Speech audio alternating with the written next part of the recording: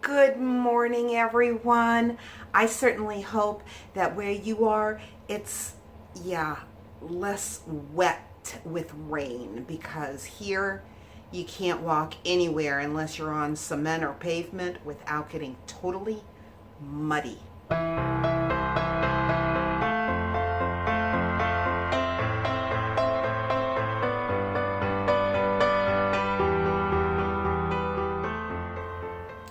I think that in the last 10 days, we've only had one day without rain. And it has been a lot of rain. Lots of flood watches. I mean, we don't really have to worry about that. But the amount of saturation of the ground is just, it's awful.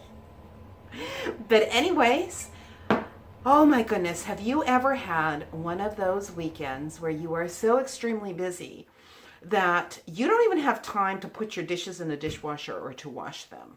Yeah, it's kind of where I'm at. So, got a bit of cleaning up to do today. And so anyways, I hope that you will want to stick around for a little bit of my day. And yeah, I'll talk to all of you after I get a few things cleaned up around here. For today, what I'm going to do, since I had some leftover rutabaga, is I am going to make roasted rutabaga with maple syrup and thyme. I just thought that sounded really good. And the first thing you do is you need to preheat your oven at 400 degrees, but you need to put your roasting pan in there. Just the type of pan like you would use for those frozen French fries that you buy, that type of a pan. And you're going to heat that pan up along with your as your oven heats up.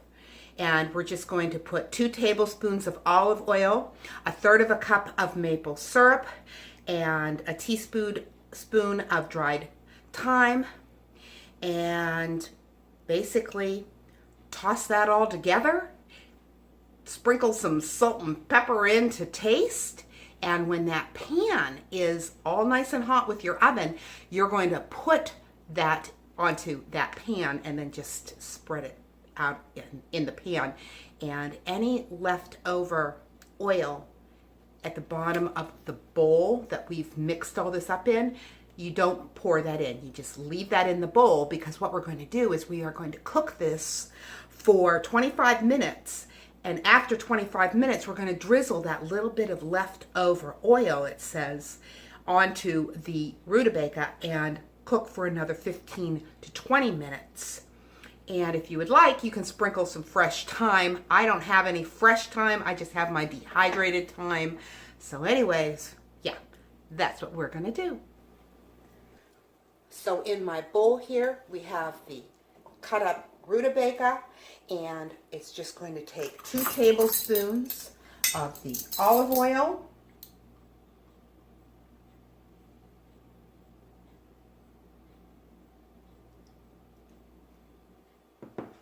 and 1/3 cup of maple syrup. And I need to stress that it needs to be real maple syrup, not the flavored syrups that you can buy. And then we're going to take about 1 teaspoon of our dried thyme, sprinkle that in there, and some pepper and some salt. Give this a good mix. So as soon as my oven is hot, we will go ahead and put it on the roasting pan. Now here is a very hot roasting pan that has been brought up in the oven to 400 degrees, so please be careful. And all we're to do is we're to take our rutabaga and put it on this hot roasting pan.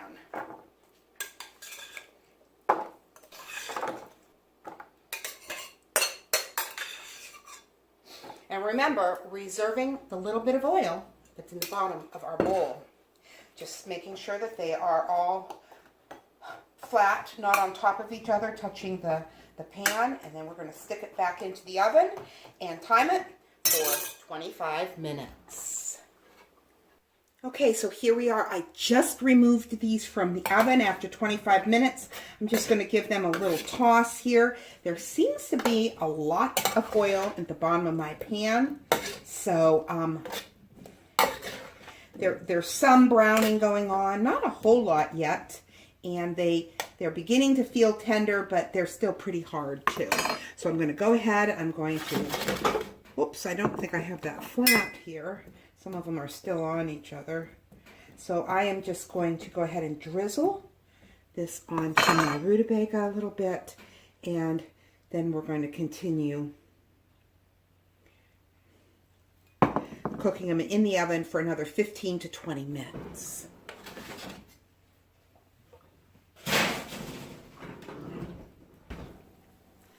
The rutabaga is finally done, but I did need to tell you, it took twice as long. I cooked them that first 25 minutes, and then I drizzled on the rest of the oil and the maple syrup mixture, and then I timed it for another 20 minutes, and yeah, they were getting browned, but they were not nice and tender. So I ended up putting them in for another 20 minutes before they were done. So anyways, let me show you what they look like. Don't these look good? They're nice and crisp on the outside, yet they're very tender, and it has a wonderful flavor. And I just think that this would be a wonderful side for a dinner that would complement, especially for our holidays, any holiday dish, without all the carbohydrates.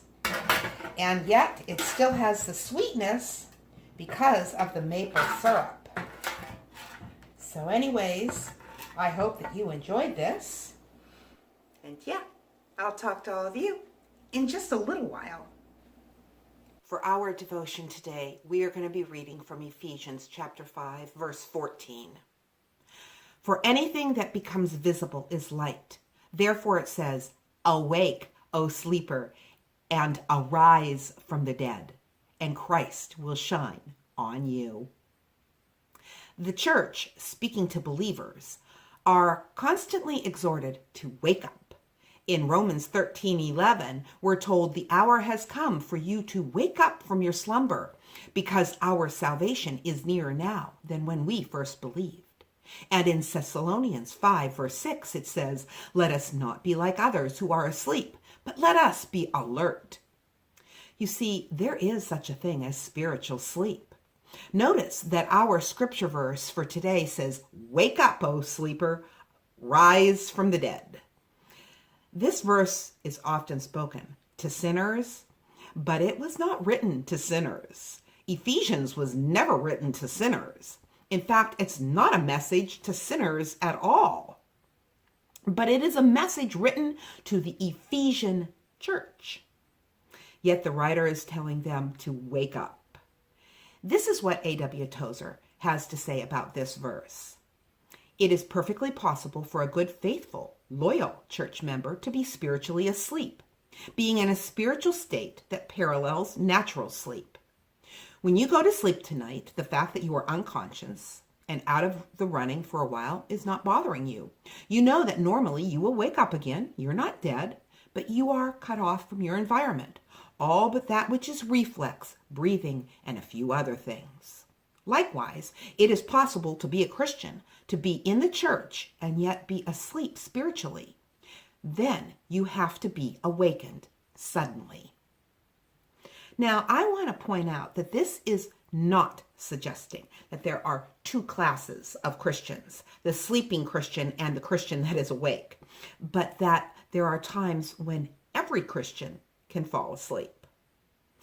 And like many of us need an alarm to wake up in the morning, we need to be awoken from our spiritual slumber. So what characterizes a slumbering Christian? First, a lack of feeling. A sleeping Christian is unaware of what's happening at all. The world goes on, but they don't know anything about it. In the natural sense, there could be a fire across the street at your neighbor's house. The home is burning down and the family is shouting for help, but you're asleep and unaware and can do nothing to help them. For the Christian in this condition, there is little compassion for the lost or sorrow for sin. Even their love for the brethren has waned, as well as their joy in the Lord. There is an emptiness within. Second is a place of insecurity.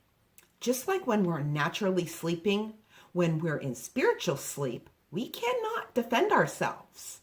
We are vulnerable and can't ward off an enemy and strike back. A sleeping Christian is in danger. It is when we're laid back and careless and do not give much thought of Christ that Satan, our enemy, will come, since we're at our weakest. And third, a state of inactivity. Think about what would happen to your crops or your animals if you failed to care for them. What would happen to your home or your family if you did nothing? The same is true of Christians that do nothing. At one time they worked for the Lord, but now they no longer reach out to others. Instead of having their focus on the Lord, they're living for themselves, for their own needs. Their focus is no longer on the Lord and His will. So what causes slumber?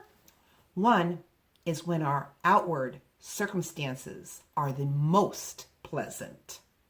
Second is when everything is well in spiritual matters. And third, a Christian sleeps when they think they're getting near the end of their journey. Perhaps these 3 points would make a good study in the future. But for now, I want to remind you, life happens. Let's enjoy it. And I pray that the Lord will use His word now to wake up and see the world around us, that we would be ready at His appearing, unashamed, our lamp burning, our loins girded, and awake.